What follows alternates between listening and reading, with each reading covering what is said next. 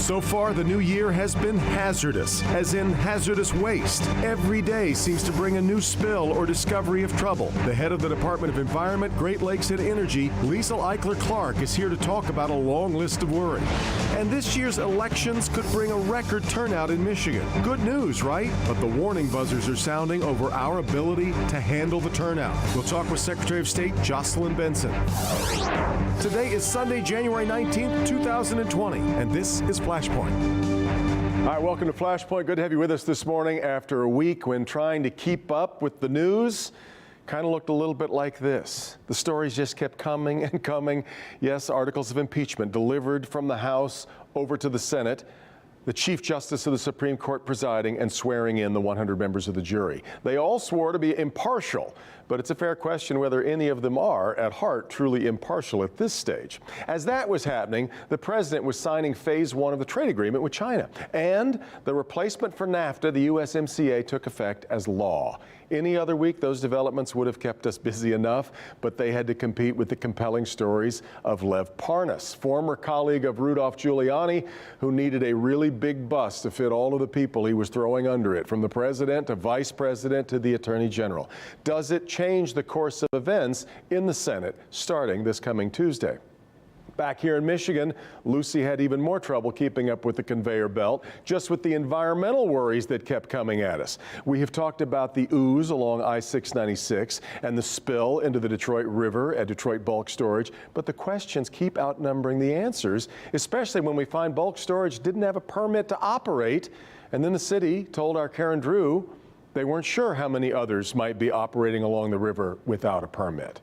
After the horrors of Flint, it is fair to ask, who is watching out for us? The head of Eagle, Liesl Eichler-Clark, is here today to talk about it. And then Secretary of State Jocelyn Benson, we're going to talk about the worries that a record turnout could lead to an embarrassing election night for the state of Michigan, which you may have heard expects to play a critical role in Decision 2020.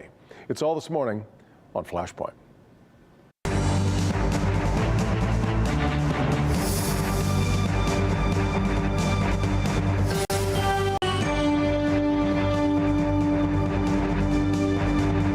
To be held responsible for the lack of work that was done. Well, there's no question that the amount of chemicals and what was left behind, the owner is paying a price for. I find it interesting that the blight tickets are issued right when we started reporting on the story.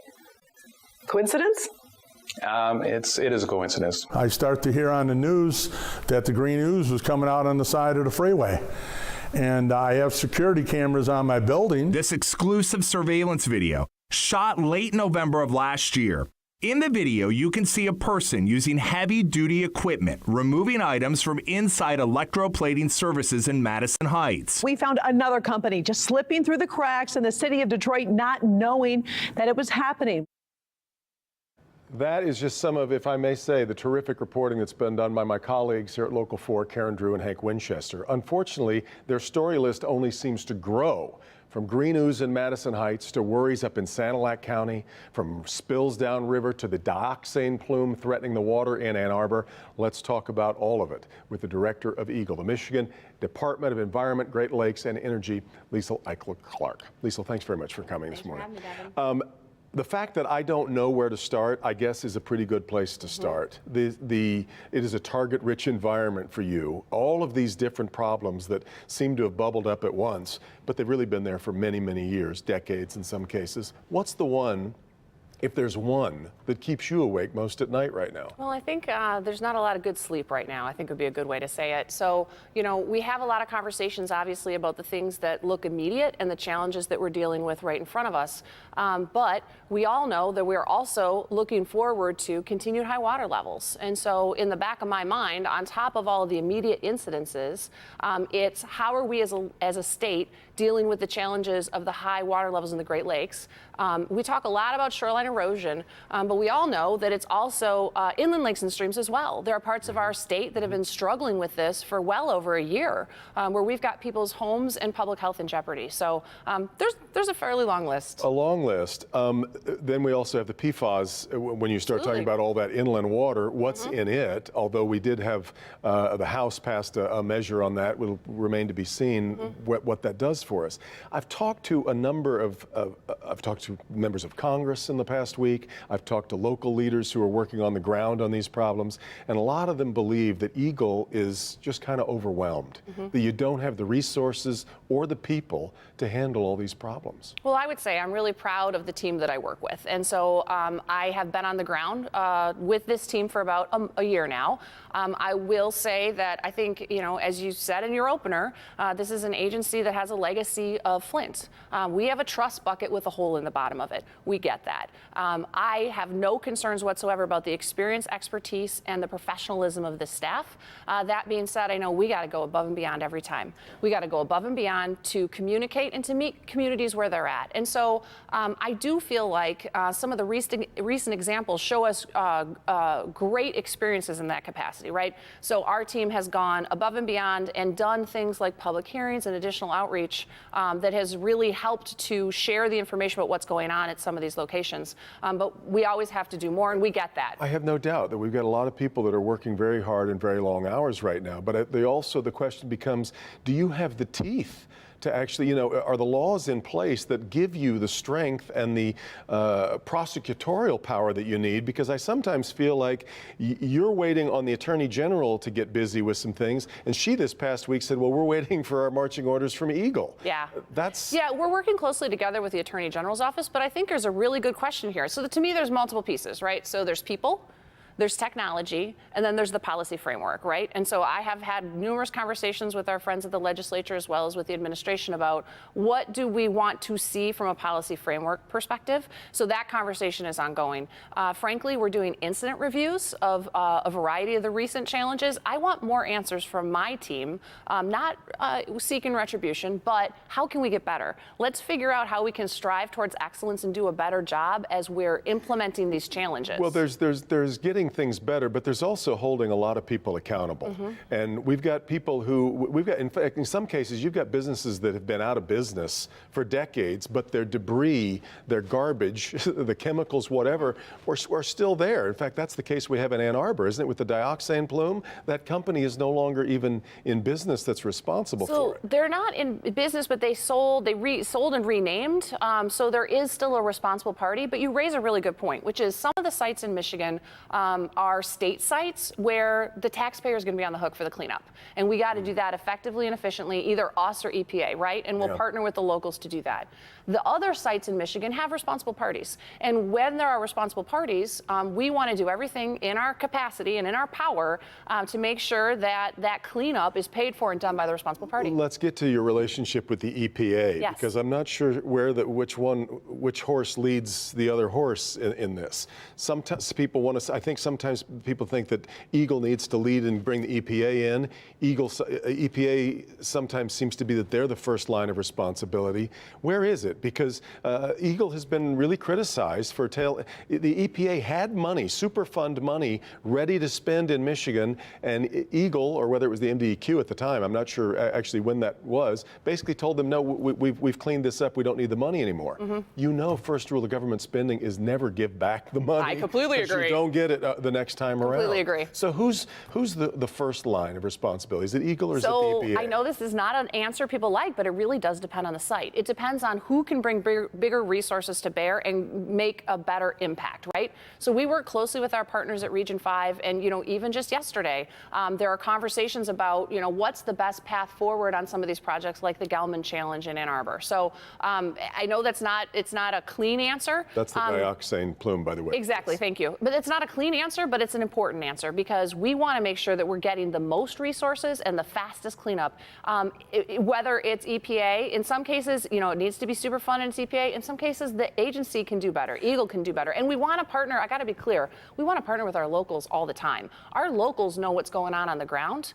We are some of them are clearly overwhelmed too. Absolutely. I mean, the city of Detroit not knowing whether permits have been granted to some of these folks, they're ticketing them now.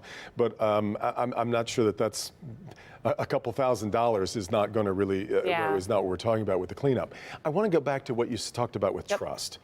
we've all wondered how long it was going to be before the people of Flint really believed when somebody says, well, no, you can drink the water now. How long were they going to?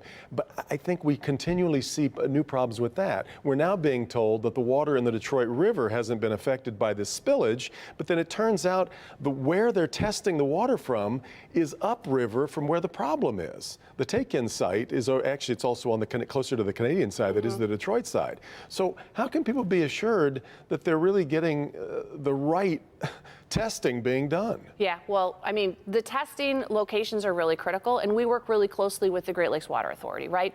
So they're the ones who know where their testing intakes are, and they know the current status of the tests that they've done. So what we do, for example, in an issue with the Detroit River is we get on the phone with them immediately, and we say, hey, this is what we know. You got to get out there and test. We got to make sure that drinking water supplies have not been contaminated. Well, I guess my question then is, who's testing the testers? Because if you're testing the river somewhere away from where the contamination site is before it gets to the contamination site, that doesn't seem helpful if you live in Wyandotte. But it needs to be where the intake is, right? Because that's where the water's being coming into the system, right? So it needs to be where the intake is. That's the logical place to go find the contamination. So we do talk with them regularly, absolutely. They report back to our team.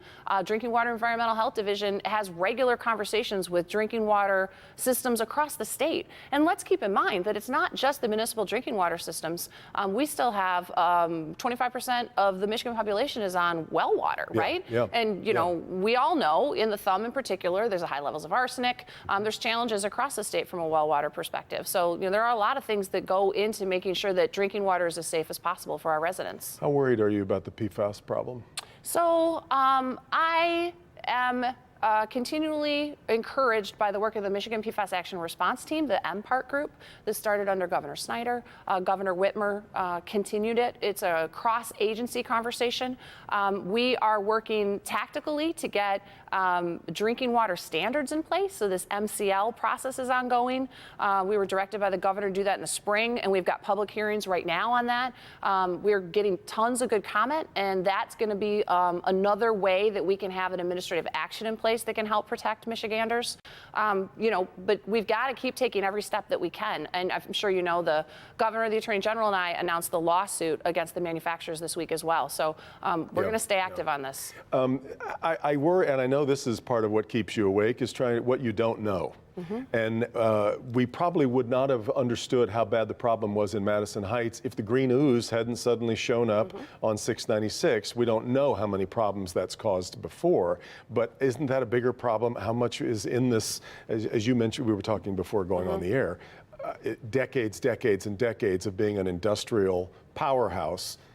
There's a lot in the dirt. Yeah, and you know, our environment is closely intertwined with our industrial heritage, right? And part of the reason that our economy grew up the way it did is because of our water, because our water was not only an input to economy, but also a way to transport. So it's all tightly linked, and we got to understand that. We do have also decades of disinvestment, not only in the department, but also in infrastructure across the state that causes problems. So there are a lot of pieces to this big puzzle. So the piece that I'm looking at, how can I run the department more effectively and efficiently to make a difference for my 10 million bosses, right? So one of the first pieces to me is clearly technology. So when we look at this site, when we look at the Madison Heights site electroplating services, my team went through a 3-foot high stack of paper in order to get all the background. That paper shouldn't exist. All those materials should be scanned in. When we look at sites, he has 4 properties across the state. The office that's closest to that property in that part of the state should be able to pull up the entire file and take a look at it and understand what they need to do. So we got to invest in technology to make a difference. And I keep going back to the fact that at his sentencing, he complained to the judge that regulations were putting him out of business, regulations that he clearly wasn't following. Well, and let's be clear, this is not industry in Michigan. Industry in Michigan typically is interested in doing the right thing, right? And we're going to partner with those that want to do the right thing, and we're going to be a thorn in the side that those that don't. We didn't get to McLeod Steel. There's so many here that we still didn't get to. We'll have to do it again? We will do it again. Okay. Liesl, thank you very much for your time. Thanks for having me. I appreciate it. We come back, we'll talk with Secretary of State of the state of Michigan, Jocelyn Benson, about election 2020.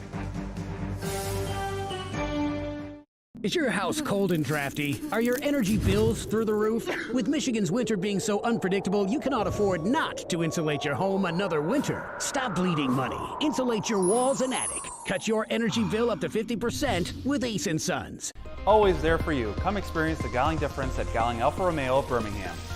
Take off in a bold 2019 Alfa Romeo Giulia Sport with all-wheel drive for just $329 a month. Or lease the 2019 Alfa Romeo Stelvio TI Sport with all-wheel drive for as low as $369 a month. Don't wait. Hurry into Gowling Alfa Romeo of Birmingham today on Woodward, just south of Maple, and at alfaromeoofbirmingham.com.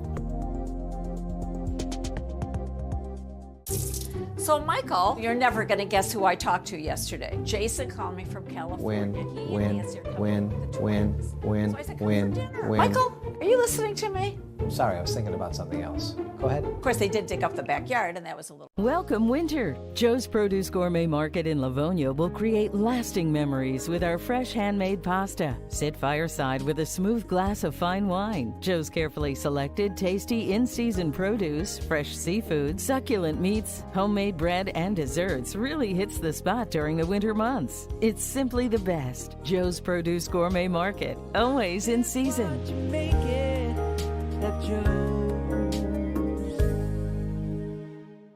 The threats are real, and they affect everyone. That's why Local 4 is committed to defending the environment. Help Me Hank continues to dig deeper on the toxic ooze investigation and won't stop. Somebody needs to be held responsible for the lack of work that was done. Defender Karen Drew fights for justice, making sure the people behind the Detroit River contamination concerns clean up their act. You know it's contaminated soil. Another violation. Local 4 and Click on Detroit, uncovering the stories, fighting for change, getting results.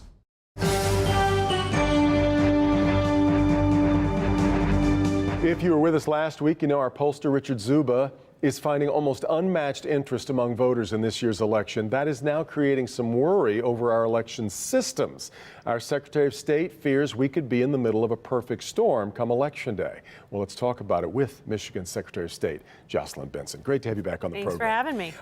You kind of sounded the alarm this past week, but in a nutshell, if we were to get 5 million voters, which would be a record for the state of Michigan, why would that be a problem for you and our systems? It would be a tremendous thing if the enthusiasm we're seeing now. Yeah, you don't want to increase in turnout. Trash talk a really good thing. Yeah, it's fantastic. Right. It's a really great thing that's happening. It's a reflection of enthusiasm that I think has been growing for a number of cycles now. So we're excited and we're ready.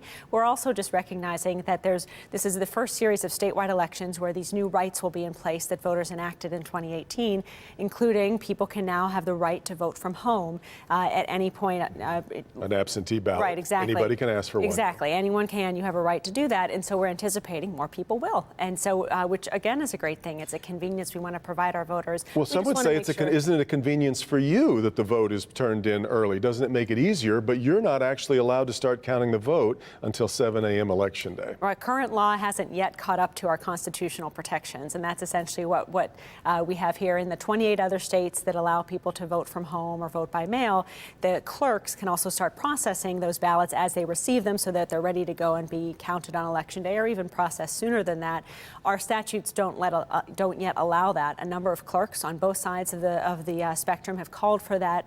I'm standing with them to say we need to ensure that our ballots are processed effectively, securely, and efficiently, so that also when the eyes of the nation are on Michigan election night, we're ready to give them some results. I believe your comment was, we don't want to be Florida, referring to that very famous long wait, and especially since everybody could be waiting on what happens in Michigan election night. Well, and there's no reason for us to be. I think the fact that we've got so much enthusiasm is a great thing, and we just need our legislature now to stand with us in ensuring we're fully prepared. The proper fix would be what? It's a fairly simple measure, I think, to you. Simply listening to our clerks who are going to be actually doing this work on election night, and what they've called for is the ability to just start processing these ballots not prior counting to election them, day. but making sure that the ballot hasn't been spoiled in some fashion. Yeah, and just in whatever way that you're handling the ballots, we're going to make sure it's done securely, so that voters can be confident that their ballot is cast and counted accurately. And we're also implementing a ballot tracking system this fall, so that citizens who do vote from home will be able to track their ballot and ensure it's been received. Then I guess it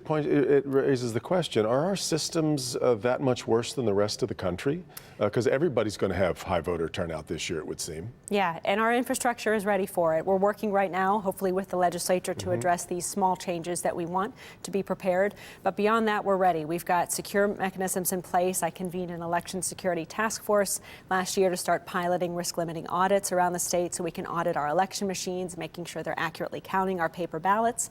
We'll have a paper trail in place with those paper ballots to ensure we can do any recounts that may be called for. So we're ready. Our elections will be secure, and we're excited that so This is your modernization committee that you've put together. You've gotten some criticism for appointing Detroit Clerk Janice Winfrey to that board, given the problems that have existed on the Detroit rolls, where it was found that we have 34,000 more registered voters than we actually have living adults. Yeah, you know. So should Janice Winfrey be on that committee? Oh, well, absolutely. We need to be listening and solving problems for every corner of the state. That's my job as the state's chief election officer. So yes, we engage everyone, we listen to everyone, and we work with them to solve challenges. And that's one of the reasons why one of the first things I did when I became Secretary of State was join a national consortium called ERIC, the Electronic Registration Information Center, to ensure we're partnering with the federal authorities as well as other states to clean up our rolls, remove dead voters and other ineligible citizens from the rolls. And we have over apparently 2,000 voters who are deceased in Detroit still on the rolls, or were. Not anymore, yeah. I mean, we're cleaning up those rolls, and we're also, when people move out of state now, able to remove them from the rolls if they register somewhere else. So we're doing all that also effectively, securely, and I believe that our voter rolls are more accurate than ever. You've written a book about being Secretary of State. I mean, you actually did write the book, wasn't that? I believe that was part of the line back when you were running, was I wrote the book on this. I believe you would say that your expertise is in voter security, voting processes, but for most people, what you mean to them is their driver's license and their license plate. You ran talking about a 30-minute wait. You backed off that promise because you got in and you realized that there were bigger problems maybe than you quite anticipated. But right now, anecdotally, wait times are worse than they were under your predecessor. What's happened? They've actually been reducing, in part because we've implemented appointments all across the state. So right now we have met that 30-minute guarantee because you can go anyone online can and make an appointment. If you go in, I talked to somebody just yesterday who spent 5 hours at the Secretary of State's office in Dearborn because they need to renew their driver's license in person. 5 hours is... It's completely unacceptable. I don't know who can do that. Yeah, and that's why we've also implemented new kiosks so that people don't have to go into a branch office but could go into a Kroger or a Meijer to renew their plates and take them out of the lines as well. But we've got a lot more changes planned. We implemented the appointment system to ensure, and we just rolled out same-day appointments as well, so people can make a same-day appointment in many branch offices to enable people to simply plan ahead. And when to a T, everyone who shows up for an appointment is seen right away and is out well before that 30-minute cutoff. But we want to be better than that. Why did it get worse than it was under Ruth Johnson? Well, last year, two things happened. One, my predecessor implemented a system that came into effect during my tenure called CARS that changed the computer mainframe technology from an old system to a new system. So it took some time. It slowed down some transactions to get our 1,500 state employees up to speed on that new system. And then secondly, Real ID is now in effect. So every citizen who wants a Real ID in order to travel needs to get one by October of this year. And in order to do that, you have to come into our branch offices. And so that is one thing that has caused more people to have to come into our branch offices.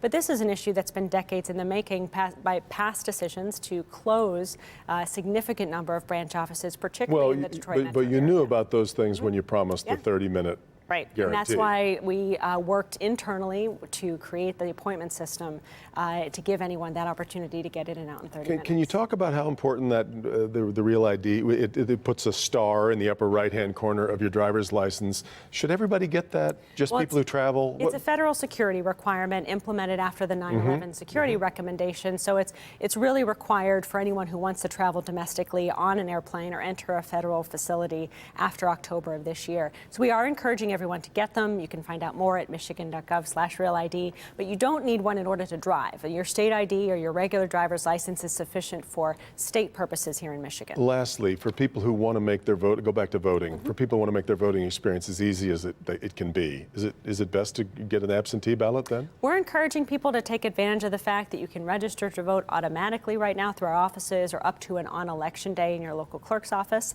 And also, at that time, request to be able to have your ballot mailed to you. do. One of the ways that that we can really embrace all this increased turnout is by encouraging more people to vote by mail, vote absentee, and that will reduce the potential for long lines in the polls on Election Day as a result of all this new turnout. But we both do like seeing long lines. Absolutely. Because Well, it means and voters are very dialed in. We're recruiting a workforce of poll workers as well to Yep, be prepared yep, on Election Day. And so if anyone wants to be a poll worker, they can sign up with their local clerk, and it's a great way to get involved. Jocelyn Benson, good to have you back on the program. I think we'll talk again this year I look as forward we to head it. toward Election Day. We'll wrap things up on Flashpoint right after this. Always there for you. Come experience the Gowling difference at Gowling Alfa Romeo of Birmingham. Take off in a bold 2019 Alfa Romeo Giulia Sport with all-wheel drive for just $329 a month. Or lease the 2019 Alfa Romeo Stelvio TI Sport with all-wheel drive for as low as $369 a month. Don't wait. Hurry into Gowling Alfa Romeo of Birmingham today on Woodward, just south of Maple, and at alfaromeoofbirmingham.com. To be able to meet people from different countries enriches our lives. Wayne County gave me so much, my degree, who I am. The college supports you to grow. They have the different campuses. I'm like, I can try this. Maklit Shonga, Ethiopia. Sandra Gonzalez, Mexico. Arminalda Carrick, Bosnia. Javed Khan, Bangladesh. Go to Wayne County. They will find your path and you will know what to do next. Yep, we cover Michigan. From Old Mission to New Hudson and Kitchity Kippy to Christmas. We cover snow-filled days to frosty noses and whistling winds to whiteouts. We're there for ice scraping, holiday shopping, and warming your toes by the fire. We insure auto, home, business, life, and yep, you guessed it, farm. Yep, we cover Michigan because we're Michigan's insurance company. Find your coverage anywhere in Michigan at farmbureauinsurance.com. Tonight at 11, he was a high school football star, but off the field, he was fighting a different kind of battle. There's a huge stigma involved with that. You're crazy or you're weak. Anxiety, depression. We thought maybe it was just, a phase that he was going through. Don't miss Sandra Ali's candid talk with his heartbroken father and hear his important warning for other parents. We would have given up our lives for him, but we weren't able to. Tonight on Local 4 News at 11.